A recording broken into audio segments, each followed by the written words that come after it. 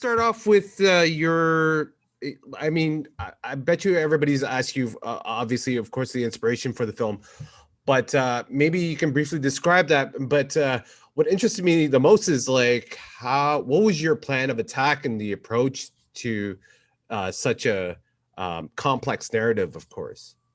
Yeah, that's a great question. Um, I would say the initial impulse came from this feeling of grief and existential anxiety Mm-hmm. around the state of things today. And as a filmmaker, I feel drawn to telling stories that can help orient us towards healing. And so I began working on this short form episodic thing where I was going to just find various people in various projects who were doing good work. And as I started on that path and researching and connecting with people, everything was pointing back to water. And Mm-hmm. I just ended up going on this deep personal learning journey with water and realizing how deeply woven it is in the foundation of life. Like water is in and moves through and between all things. So it just became really clear at some point that if we can really address our relationship with water Mm-hmm. and find our way back into right relationship with water, Right. then a lot of the eroding conditions for life can be repaired. So yeah, I ended up seeing very clearly that there was a great feature length film that could be told about the story of water. Um, but water is massive. So you asked the question of like, what was my plan of attack? I didn't really know, honestly. I just started to like throw things at the wall and see Mhm. what stuck, and um, just kind of followed the cookie crumb trail of who would connect me to the next person in the next project, and I just let that flow. So sometimes I feel like films come with a very clear um, script ahead of time. You like know Right. what film you're gonna tell, and you have all the stories lined up, and then you go and shoot. That wasn't the case with this film. This was really like each scene and each character that we found was like happening in the moment, and then they'd connect us to the next person. So it was really once we got into the edit room where it was like, okay, how do we weave all this together? Yeah. So speak to your this expedition you went on with this community. It was a 200-mile walk. Um, but let's start off with, I guess, what was the thing that you learned about through this walk that really stuck in your mind? I'm pretty sure there's many things you learned, but what's at the forefront of your mind that you really learned about this whole expedition? and Yeah. uh, and its connection to water, of course. hmm Yeah, you're speaking to the like through line of the film, which is this 200-mile pilgrimage tracing the source of LA's water from the Eastern Sierras, where it comes from, all the way back to the city. And yeah, this story between these two places speaks volumes to a lot of global patterns. Hmm. And there's so much to say about it, but just to respond first to your question of maybe one of the things that I personally took away from it is it was such a slow pace walking 200 miles over 3 weeks Hmm. that it really allowed me and the other walkers to make contact with the legacy of where water once was, because this place, the Owens Valley, used to be incredibly lush. It was a riparian zone. There were massive rivers and creeks and a huge lake, 110 square mile lake. And all of these things are dry now. And one of the things that this pilgrimage is trying to offer is slowing people down, because there's such a quickness to life today that Right. um, I feel like most of us aren't actually seeing the changes that are occurring as a Mhm. result of our impact on the planet. And Right. so being able to walk in this way, we could really see where water once moved, and we could see where the ecosystem was dying, and we could learn the stories from the indigenous people of that place about how they remembered it being and how their grandparents would tell them about it. And this is a very simple thing that ended up being deeply moving as a walker, just really being able to walk in the legacy of where water once was. Mhm.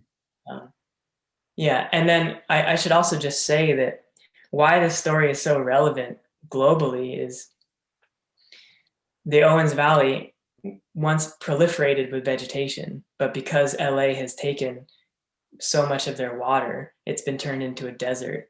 And Mhm. wherever we've turned landscapes into desert, or wherever we've just gotten rid of vegetation, we no longer have the ability to move water from the ground to the atmosphere.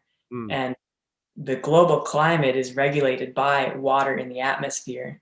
So if we Right. don't have vegetation actually moving water from the groundwater up into the atmosphere, then we're destabilizing the whole climate. So this story of like why LA takes the water and does it actually need to take the water and the consequence of taking the water really goes to the heart of the changing climate on this planet. Mhm.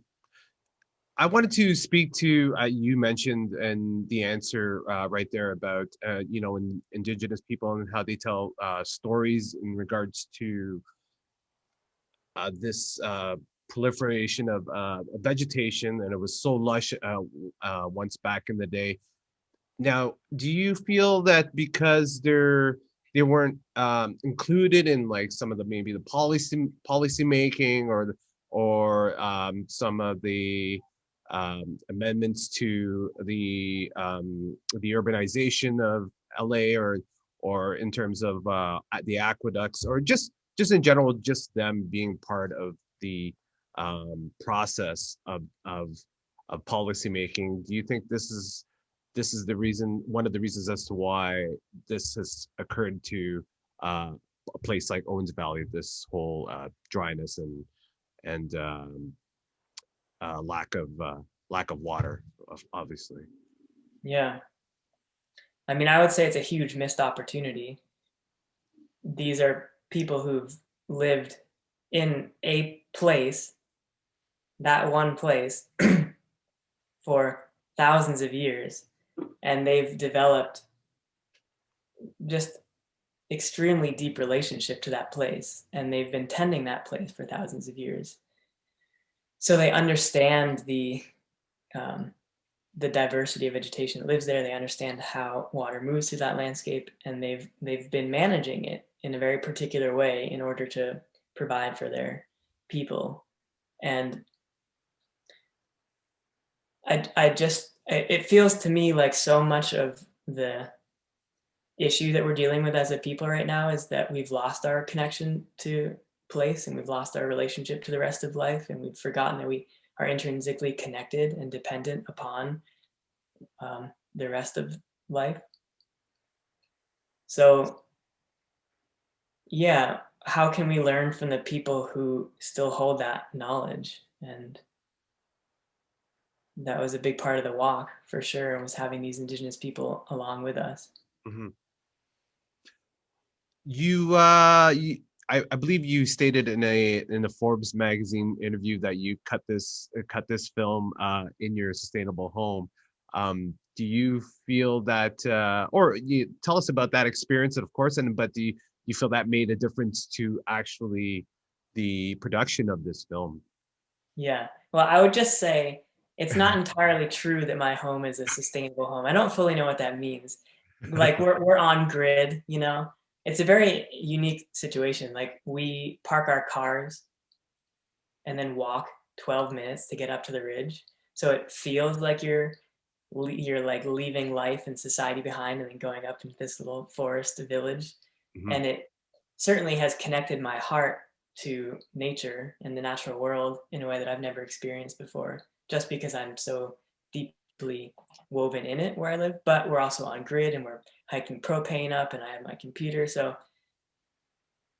yeah, we do have some solar system set up, but I don't want to give the impression that I'm living some like high holy sustainable life, because I'm not. I'm also learning, and I'm not trying with this film. I'm in no way trying to prescribe this little home situation that I have as some sort of solution for everyone. I'm in a privileged position to even have access to live there. So there's that. And also, there's some amazing aspects to this place that totally informed my creative process. And Hmm. um, a very simple but elegant and meaningful anecdote is the way that we shower there, which is kind of an outdoor-ish shower. Hmm. And after showering in this situation for the last 4 years, I've been changed by it because we pull water from a well on the property. That water moves through pipes and then runs over my body and then goes right back into the ground, into the aquifer again. So there's Hmm. this feeling of a circle in that. Hmm. Water comes from the ground and goes right back to the ground. And we pull it back up later and then it goes back in.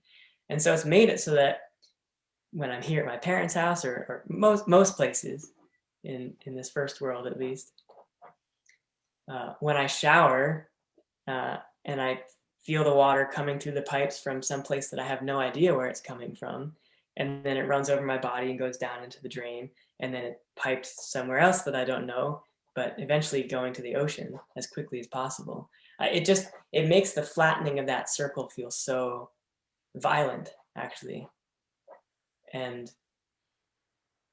yeah, I don't know what else to say other than I've been transformed by this experience of feeling living in that circle in that instance, um, Hmm. and wanting to orient my life around like building that circle as a society. Hmm. So let's ask you a technical question. Of course, a filmmaker question. What were some of the equipment that you used, and especially during the 200-mile expedition there, that that you would probably recommend to other filmmakers, maybe trying to film this type of narrative? And yeah, speak to that if you could.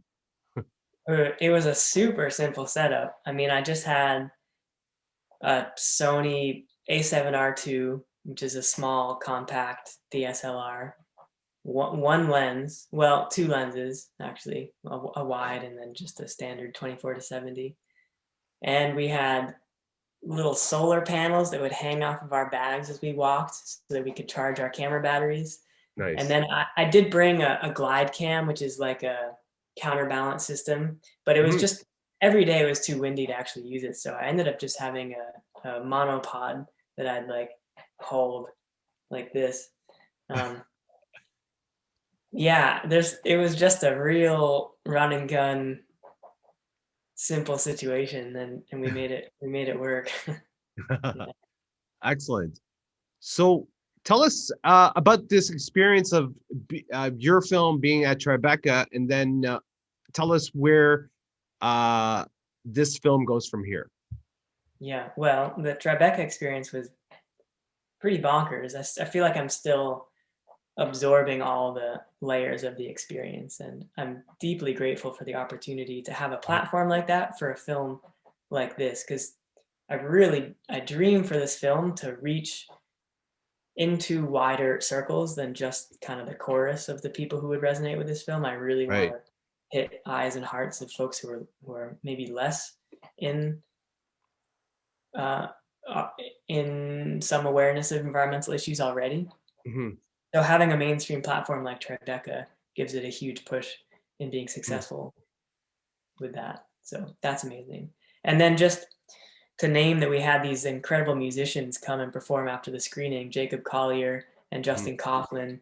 Justin is this remarkable blind musician who ended up scoring the film, and Jacob is this Grammy-winning artist who's, I Amazing. think, one of the most talented musicians in the world. And Amazing. they brought an amazing level of genius to this film, so that was really special. There's so much to say about Tribeca, but maybe that's enough for now.